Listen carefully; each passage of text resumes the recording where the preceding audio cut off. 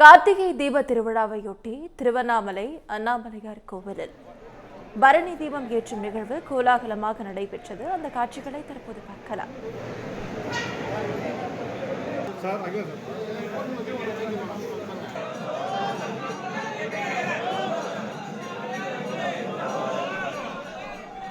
இதுகுறித்த முழு விவரங்களை வழங்க செய்தியாளர் பாண்டியன் நம்மோடு இணைப்பில் காத்திருக்கிறார். பாண்டியன், வணக்கம். முழு விவரங்கள். வணக்கம் நவீனா. ஏகன் அநேகனாக மாறும் தத்துவத்தை விளக்கும் விதமாக அண்ணாமலையார் கோவில் கருவறையில் இன்று பரணி தீபமானது ஏற்றப்பட்டது. ஆயிரக்கணக்கான பக்தர்கள் பரணி தீபத்தை கண்டு அண்ணாமலையாருக்கு அரோகரா என கோஷம் எழுப்பி சாமி தரிசனம் செய்தனர். புகழ்பெற்ற ஸ்தலங்களில் பஞ்சபூத ஸ்தலங்களில் அக்னி ஸ்தலமாக விளங்கும் திருவண்ணாமலை அண்ணாமலையார் கோவிலின் திருக்கார்த்திகை தீப திருவிழா கடந்த 24ஆம் தேதி கொடியேற்றத்துடன் தொடங்கி வெகு விமர்சையாக நடைபெற்று வந்தது. காலை மற்றும் இரவு வேளைகளில் கடந்த 9 நாட்களும் பஞ்சமூர்த்திகள் பல்வேறு ரகங்களில் எழுந்தருளி மாடவீதியில் வலம் வந்து பக்தர்களுக்கு அருள்பாலித்தனர்.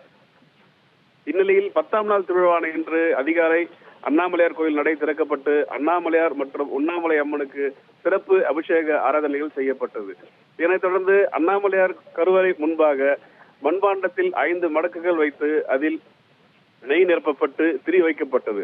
இதனைத் தொடர்ந்து கருவறையிலிருந்து தீபமானது கொண்டு வரப்பட்டு 5 மடக்குகளையும் ஏற்றி பரணி தீபமானது ஏற்றப்பட்டது. இந்த பரணி தீபம் ஏற்றுவதற்கான முக்கிய காரணம் உலகில் உள்ள அனைத்து இருள்களும் போக்க வேண்டும் என்பதன் அடிப்படையிலும் ஏகன் அநேகனாக மாறும் தத்துவத்தை விலமாக இந்த பரணி தீபமானது ஏற்றப்பட்டது. இதனைத் தொடர்ந்து இன்று மாலை 6 மணி அளவில் கோயிலின் பின்புறம் உள்ள 2668 அடி உயரம் கொண்ட மலையின் உச்சியில் மகாதீபமானது ஏற்றப்பட உள்ளது. இந்த மகாதீப தரிசனத்தை காண சுமார் 30 முதல் 35 லட்சம் பக்தர்கள் திருவண்ணாமலைக்கு வருகை புரிவார்கள் என்று மாவட்ட நிர்வாகத்தால் எதிர்பார்க்கப்படுகிறது. ரவீனா, முழு விவரங்களுக்கு நன்றி பாண்டியன்.